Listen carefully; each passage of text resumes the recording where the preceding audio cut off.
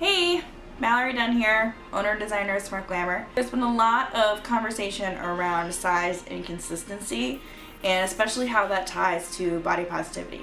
They're spreading a lot of misinformation about size, about how clothes are made, about what sizes mean, and about how we should feel about them. So the first thing that I want to talk about is a statistic, which is that 97% of the clothing that we wear and consume and buy in America is made overseas.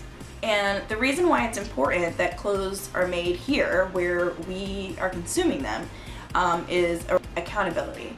Accountability means that we can oversee where our clothes are being made, how they're being made, we can oversee the lives of the people that are making them, and we can ensure that fair labor practices are being followed. A sad fact that we all know, but we all kind of try to push to the back of our mind, is that clothes that are made overseas, for the most part, are very often made in sweatshops. So how does this tie all back into sizing and sizing consistency? So being a part of the fashion industry, I see tons and tons and tons of complaints about sizing and about clothes, about how they fit and what brand is true to size and what one isn't.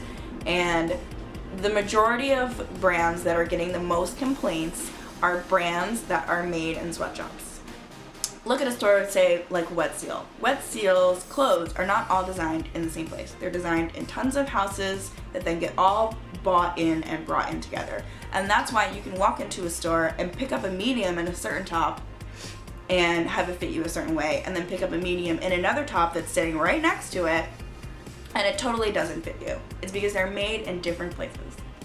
Most people are not a set size. A lot of people are between sizes. A lot of people are a different size on top than they are on the bottom. The only way to know that is to learn your body, know your measurements, and check size charts. It doesn't mean that the clothes are not true to size. It just means that we are not robots. We are not carbon copies of one another. Sizes and size charts are a mold, and bodies will not always fit that mold. That's fine. But the most important thing that I want everyone to take away from this is that all of this information and all of this inconsistency just further proves that your size doesn't mean anything. Sizes only refer to the amount of thread and fabric that go into making your clothes. They do not and they cannot measure your worth, your beauty, your intelligence, your kindness, anything else. So if you have to wear a size 4 in one brand and you wear a size 8 in another brand, the 4 should not make you feel better about yourself and the 8 should not make you feel worse. The problem is that for a lot of people it does. And what we really should be looking at is why that is. Why do we think the bigger the number, the worse we are? Why do we think that a large is an unacceptable word, but a small is a positive word?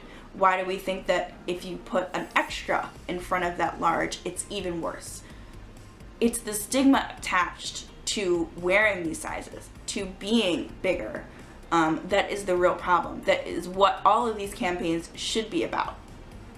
Going on a rant about how wrong it is that his girlfriend could wear an extra large is not helpful. What's helpful is dismantling the system that tells you that wearing an extra large is a problem. We cannot buy clothes that are not made sustainably and expect them to be consistent. Blame society's stigma, not your size. Fight back. If you want consistency with your clothing, shop small.